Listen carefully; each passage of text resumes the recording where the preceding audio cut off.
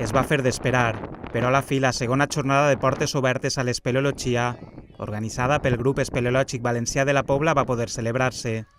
El temporal de pluges del mes passat va obligar a suspendre esta excursió, que s'havia programat en primera instància per al dissabte 10 de novembre.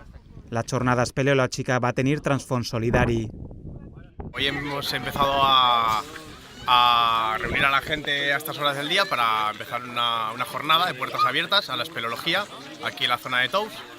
Tenemos el embarco este inigualable y aprovechando hoy que estamos todos juntos, somos mucha gente, hemos dado a conocer una ONG de aquí de España, de Sevilla, que colaboramos con ellos y nada, y es una ONG que está ayudando a un pueblecito de Angola, Camizungo se llama el pueblo, y nada, y con nuestra ayuda, que es pequeña, y la ayuda de ellos, intentamos colaborar y recaudar un poquito de dinero para mandarles y que con ese dinero puedan montar una enfermería de primeros auxilios i un col·legi.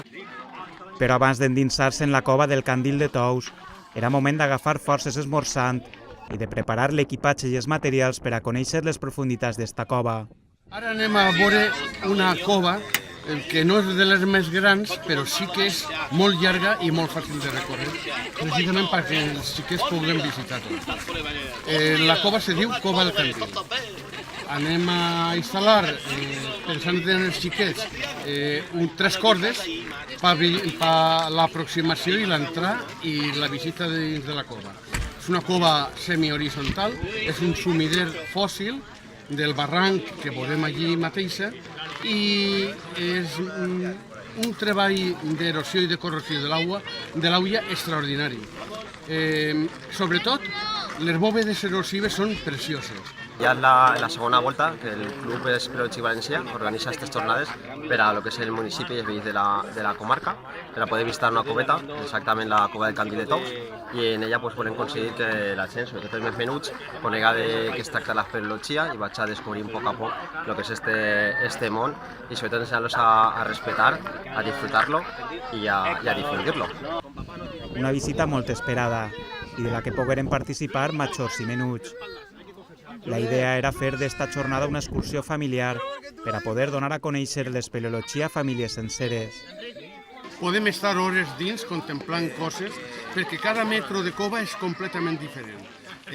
Encara que els processos erosius i corrosius són els mateixos, la roca ha reaccionat de forma completament diferent als elements.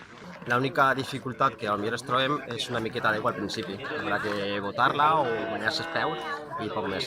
I la visita durarà aproximadament, com ahir ve Formentín, pot ser que podem estar ahí hores i hores, però en principi és un parell d'hores d'activitat, explicar sobre la marxa com es forma la cova i després ja eixir i anar a dinar a casa. La cavitat del Candil no té quasi dificultat.